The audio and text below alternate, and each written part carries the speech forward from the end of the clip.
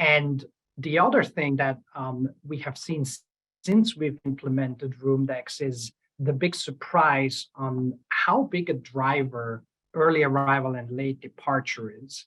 And just to give you a few examples here, and that's obviously not the full sample size, but the 3 hotels that are live the longest, 2 of them in DC, 1 in Philadelphia, over the last 12 months, the total revenue generated was just over $62,000, incremental revenue generated at just above a 5.1 something ROI. Some hotels higher, some hotels lower, and I can get into that in a little while. But generally speaking, money that we wouldn't have had if it weren't for ROOMDEX.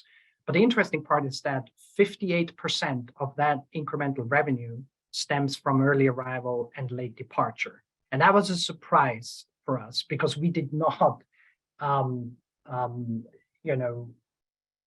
align ourselves with ROOMDEX to pursue early arrival and late departure revenue. That was sort of a byproduct of it. The target for us initially was to go after room upsells. But the early arrival, late departure revenue gave us pause, and we started to investigate a little further. First, we felt like, well, we've always taken the stand that within our lifestyle space, we don't want to punish the customer and force them to be strictly within this legacy 12, between 12 and 3, right? Checkout 12, arrival 3.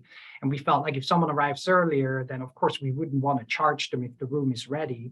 But what we realized also after talking to some of the customers that had purchased an early arrival or a late departure, the assurance it gives to the traveler to be actually able to do it and to have a room ready.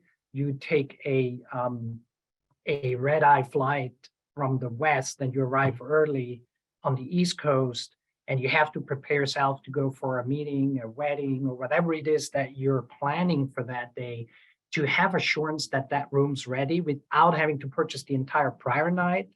That was the true revelation. And we felt that out of something that originally we felt a little guilty of doing, we actually feel confident now that we're doing the traveler a great service by offering that opportunity for them to purchase that specific early arrival. And then the late departure, we think there is a lot of in the moment type decision. You wake up in the morning and then you get the, sort of the email that you want to do it, you don't want to do it. You have a late flight, you want to stay in the room. So we've been focusing on that and it's worked very well. The recovery of the pandemic, obviously, the last 12 months, not the entire last 12 months, has been the way it's been since March of 2022. I guess that applies for many markets and many hotels.